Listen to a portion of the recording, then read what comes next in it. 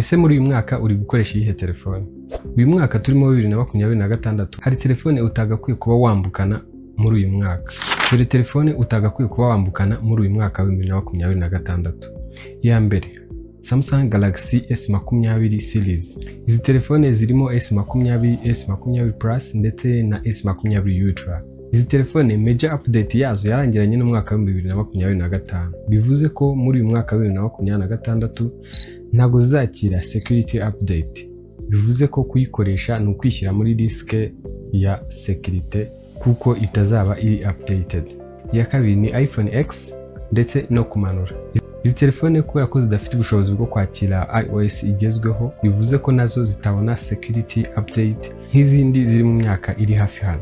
Ibi bivuze ko nayo kuyikoresha ari ukwishyira mu byago muri security.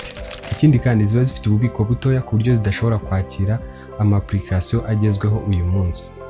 Iza gatatu ni Google Pixel 5 kumanura. Izi telefone nazo zarangizanyije na support cycles.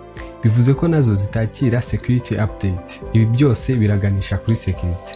Igihe cyose ukora sensitive activities nka mobile banking, mobile money ndetse n'ibindi bijyanye nabyo, ahangaha nta mutekano uhagije ufite kubera ko anytime ushobora kubiburiramo ubutunzi bwawe. Izi telefone rero nazo ntago tugomba kuzambukana muri uno mwaka. Iza kane ni telefone zose zikoresha ama operating system yarangiye ari outdated nyine, cyangwa se ama hardware ari outdated, kubera ko izi telefone akenshi ziba zifite ububiko butoya bungana na giga 64, RAM ya giga 4 ndetse ugasanga ifite na kamera ya megapixel 13.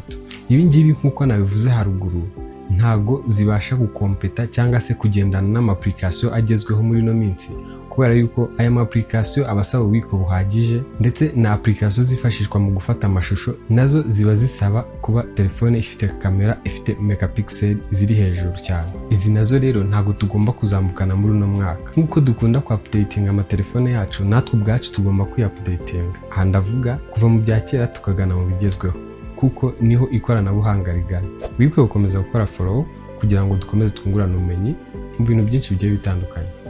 Wakoze kubana nanjye, komeza ugire ibihe byiza.